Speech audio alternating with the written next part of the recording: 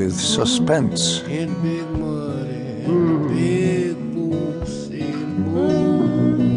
And finally I had 4 or 5 verses, and I recorded it.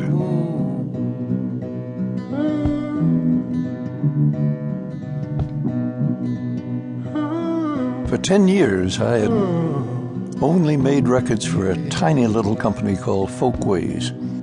However, a friend of mine, John Hammond, asked me if I'd be willing to record for Columbia, a big company, and he was a well-known promoter. He'd discovered Billie Holiday years before. I discussed it with Moses Ash, the head of Folkways. He said, "Pete, take the job. It'll get you better reputation and I'll sell more of your records." Well, when I finally recorded this song for Columbia, it hardly sold at all.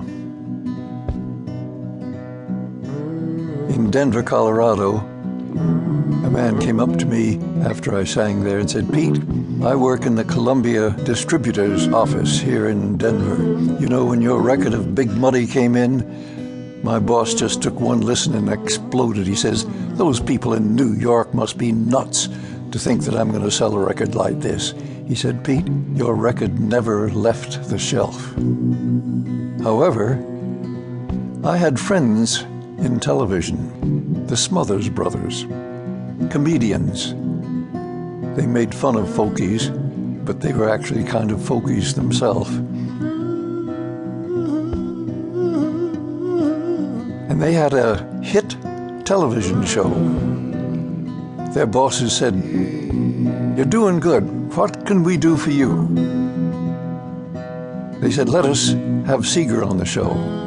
I'd been blacklisted for 17 years. Well, they said, "We'll think about it." Finally, they said, "Okay, you can have him on." Well, I recorded some soldier songs of various types and then sang Big Muddy.